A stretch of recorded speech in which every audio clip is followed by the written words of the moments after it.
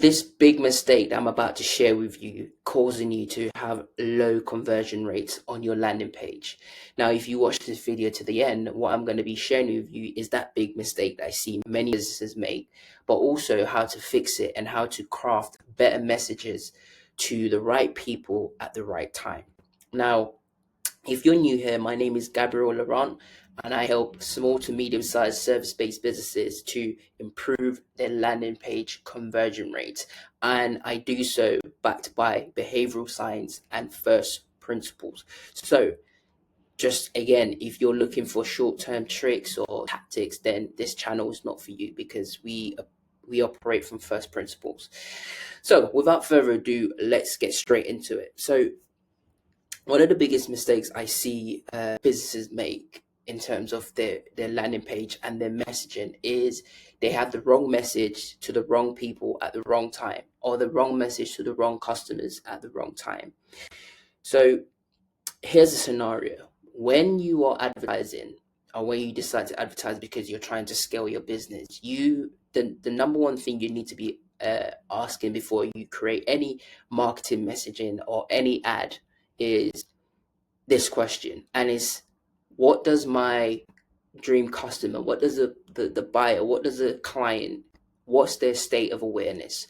What stage of awareness are they in? How much do they know about their problem? How much do they know about the products that's already out there? How much do they know about the solutions that's already out there? Because when it comes to the buyer stage of awareness, there's five stages of awareness, as you can see on the screen. So most aware is people who already know the problem, they know the solution, they know the products, and all they need is a good offer or a good price, or a guarantee and strong social proof, and they're good to go. Now, at the other end of the spectrum, you have unaware people who probably don't even know that they have a problem. So do you see now how you can't, the messaging has to be segmented, it has to be different. The way you approach somebody who's most aware can't be the same way you approach somebody who is unaware. And that's one of the biggest mistakes I see businesses make when they're talking to their customers, because we have to realize that marketing and advertising is all communication. I read somewhere where it says advertising is what you do when you can't be there in person. So you have to treat it like a conversation. Now, let's imagine a scenario where if we're saying that we're advertising is what we do when we can't be there in person. Imagine you're doing door to door and you're knocking on people's door. Now, if they've never seen you before, they don't know what you offer, and there's no trust there. You're a total stranger to them. They're not gonna be. You're not gonna just knock on the door and say, "Hey, buy my stuff." No, you wouldn't do that, would you? You would build rapport. You'd ask them questions. You try to find out what their pain points are, what their problems are. You potentially have a sample that you would leave with them and say, "Hey, try this. I'm going to come back in a week, and then you can give me a debrief as to what you think." All of this. So you see, the approach should be different. Whereas where a lot of businesses do, they try to get people to buy from the jump without actually building any rapport, any connection with the buyer or the customer. So in terms of message alignment, as I said, you need to know if somebody is unaware, if they're problem aware, if they're solution aware, if they're product aware, or most aware. Okay, it's very easy to talk to people who are most aware because they are ready to buy. Their buying intent is high, and that's where most businesses operate, and that's why they get drowned out and the competition is high there, because every business can talk to somebody who can buy from the get-go, but seldom do you find businesses that can actually talk to all the people in the five stages of awareness, which is here. Now, the people who are ready to buy is a measly like 3%. So you have the other 97% of people who you can actually target. And what you'll find, the more you go down into the problem aware or the unaware customers, the less competition you will have, because a lot of businesses don't know how to talk to the customers that's in that stage of awareness, but also it's a lot of hard work. Yeah, and not a lot of businesses are willing to do that work. Now, here's one thing I want to bring your attention to is that when you don't have good message alignment, so when you're trying to sell something to somebody who is in problem aware stage, but you're offering them something to, or your messaging is talking to them like they already know their problem and they're ready to buy, what you then create is reactance. And reactance is a psychological principle of when we feel we're being convinced or being persuaded, we will try to counter that and we'll ignore the message. So it's basically what reactance is that it's a deep need that all of us have in terms of wanting to have agency of our decisions. And when we feel like people are trying to convince us to do something that we're not ready to do, we'll fight that and we'll do the opposite of what they're asking, even if that outcome is not desirable. That's just how it works. We have a strong sense of wanting to have autonomy of our decision making and have control over any decisions that we make. So when you have the wrong message to the wrong customer, you trigger reactance in those customers because it's like, I'm not ready to buy it. I don't even know if I have a problem. I don't even know if this will work for me. So you have to think of it like that. So it's like, how do you speak to somebody who's ready to buy must be different to somebody who is problem aware, or they're completely unaware of the problem, or they are unaware of the solutions that's out there. So moving on.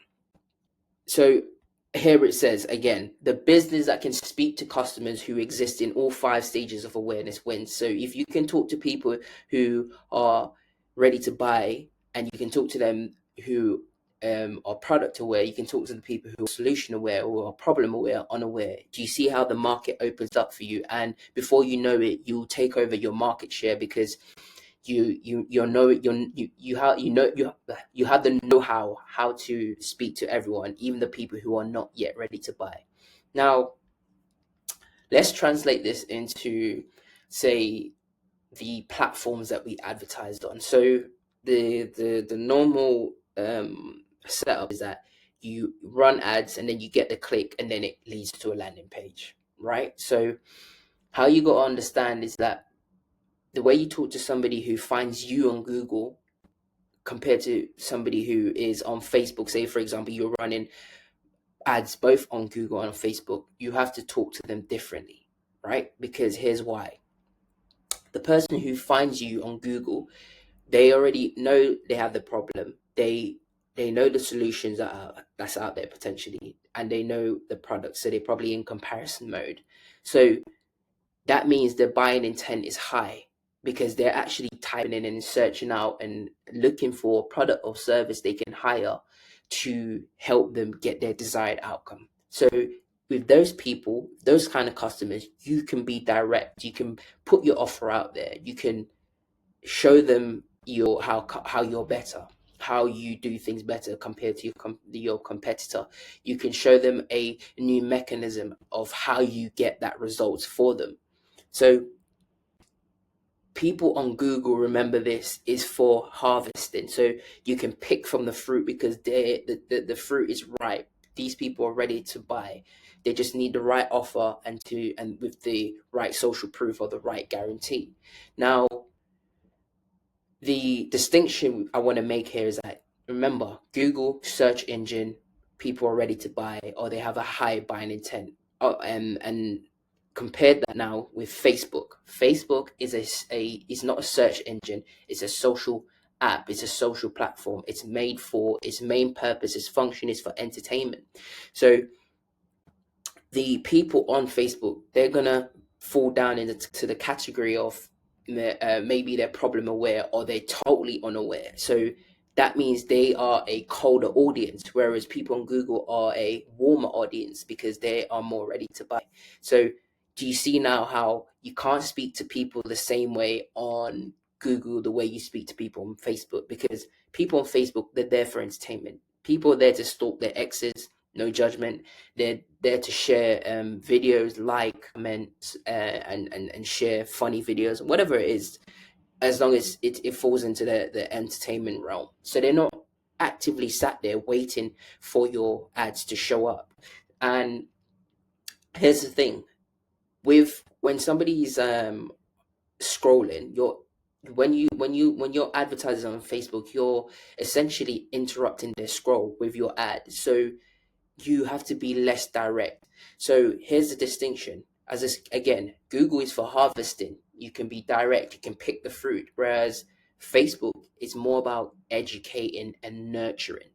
You know, people are not going to know exactly what it is that they want. They're not actively looking for a solution. They're not typing in looking for any solution. You're actually putting your product or your service in front of them. So you have to educate them and get them up to speed to take them through the different stages of awareness, or the different buying journeys that they're going to go through before they actually make the final purchase. Now, does that work all the time? Can you be direct in every interaction you have with, for example, somebody on Facebook? In some element you can, in some circumstances you can be more direct if it's not, for example, a high ticket product or a high ticket service. But especially if you're charging a lot of money for a service, you're not going to expect people to just straight away buy from you without knowing who you are, because why? The trust is low.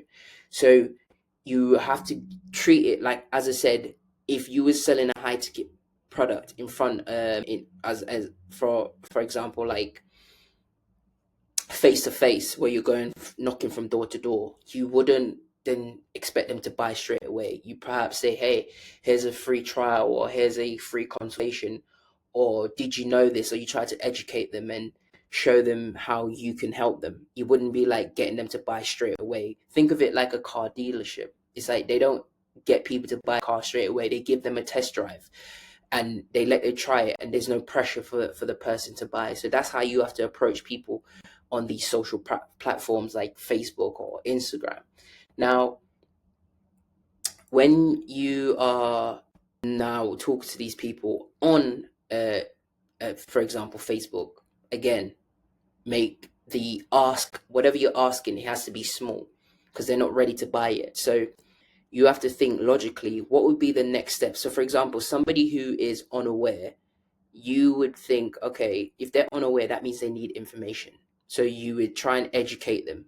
Then what is the next logical step after you educate them? They probably want to try something, or they probably have questions or objections. So the next logical step would be, the next thing we could ask them to do is book a consultation, or give them a free report that answers certain objections that they might have.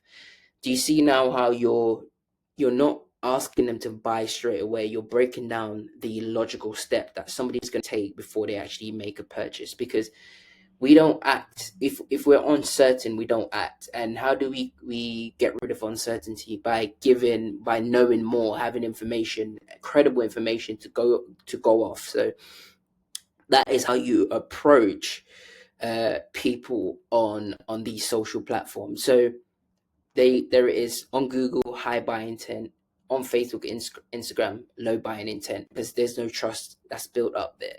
So in terms of how you approach people on Facebook or these social platforms, you would talk about their problems, you would agitate it, and then you'd introduce your solution, and then position yourself as the best option. But you don't do that all at once. You would break it down into segments, because if you from the jump then start to introduce your product, they don't care about your product yet, because they're not sure about their problem. They're not sure about the solutions out there. So you leave that till when they're more informed, then you can bring in your product as the solution to their problems. So again, as I said here, you match the ask to the stage that they're in, and make the ask smaller. So the smaller you can, it's like you're getting micro yeses, micro commitments. So from unaware, the next step is to get them a consultation free of cost. It's not costing them any money, and then you can answer any objections that they might have in terms of their issues that they're facing. So here I said with Unaware, you can, because you're going in indirect, you're not going direct with an offer. You can use storytelling to highlight a problem they didn't know they had. And obviously no mention of your product, because people don't like being sold to. So if you go straight into somebody who don't even know they have a problem and you're trying to sell them something, it's not going to go well, is it? And then with Problem Aware, you can be like, take this assessment or book a strategy session or free consultation or a free report. And so you see with this, you're just basically educating, you're nurturing, you're planting seeds for you to harvest later on. Now, when you get to the solution where you can do a watch a demo, introduce new mechanisms, showing them how it works compared to what's already out there. And that works nicely because, especially in this climate where people are bombarded by ads, when you do this, you show them differentiation, where it's like, we do things different compared to what you've already experienced or what you've already seen out there. And then the Product Aware is like, they're already comparing options, so you're telling them, hey, this is how we do things different, this is why we're superior. And then you add testimonials and social proof to make your argument even stronger. And obviously with Most Aware, you don't need to do as much. The more aware they are, the less information they need, because they've already done all the research. They know the problems, they know the product, they know the solution. So all they need is a great offer, some guarantee, and some social proof, and Bob's your uncle.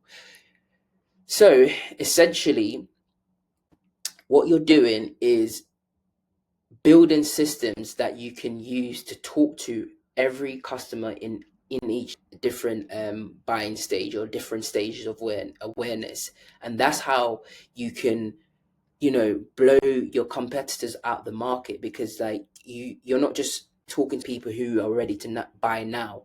And here's the beautiful thing: when you educate people and you show them the best option out there, and you show them how they can not lose their money and how to make the best decision in terms of their purchasing decision. Especially, think about it, when people are buying things, we're not buying pork and beans. It's not going to the supermarket just to get food where people are not paying attention to. If you're selling a high ticket service or product, you have to imagine people are going to see it as an investment, so they don't want to lose their money. So if you're the business that's educating them and nurturing them, and you're not being pushy, you're not being trying to get them to buy before they actually know what the best option is for them. The thing of reciprocity, because you've been good to them and you've brought value up front without an ask, when they're ready to buy, they're automatically going to come to you because you've built that trust and built that rapport. So now going back to when these businesses out here who go onto Facebook and they advertise and they're trying to sling an offer out there, but that's not where the customer's at in their head. That's why they don't. The conversion rate is so low, because there's no trust there. So people are just like, hell no, and then you trigger reactance in these people. So when you nurture these people, and especially a cold audience, when you nurture them and then bring them through the buying journey, they feel this trust with you. They feel obligated to purchase with you when it's time to buy. And yes, it might not happen, but you're playing the long role, the long game. You're not trying to get the next win. You know that yes, it might take time, but think about it. It's worth it in the end, because these people are going to come to you, and then you do a good job, then they refer you, and then over time, that's how you blaze past your competition. So the takeaway here is, not all customers are ready to buy, or not all customers are not equal. Sorry. So you have to know how to talk to customers. And if you don't know how to talk to customers, you're going to say the wrong thing at the wrong time, and you're just going to get them to not pay attention to you. And attention is what you want. So remember, if you're talking to people that's finding you on Google, you can be more direct, because those people know about their problems and their buying intent is higher. But if you're going onto these social platforms where people are not sat around waiting for your ads, it's you interrupting their scroll, you have to be bit more indirect with what you're offering. It's not like they're not impulse buying, especially if you hire if your product or service is a high ticket product that costs a lot of money. They're not gonna impulse buy. As I said, it's not pork and beans that we're buying here. So you see, you have to nurture them, take them through the buyer's journey, and then eventually then they'll repay you when they make the final purchase, because you've invested time and shown value up front. So what you want to do is craft the right message to the right people at the right time, and pay attention to the platform that you're advertising on. Remember, Google's for harvesting, Facebook and these Facebook, Instagram, these social platform is for nurturing, planting seeds. So you nurture these people, and then you take them through the journey where you can harvest and pick from the fruit when they're ripe, when they're ready to buy. So if you found value in this video, I want you to like, share, subscribe, share it with a business owner who you know who might need this to help them boost their conversion rate. If you're a small to medium-sized service-based business and you need help with your landing page in terms of your conversion rate or the messaging, then look in my description. I've got my email there. Drop me an email and I will reach out to you. I'll be dropping more videos like this, so look out for them, and I'll see you in the next one. Peace.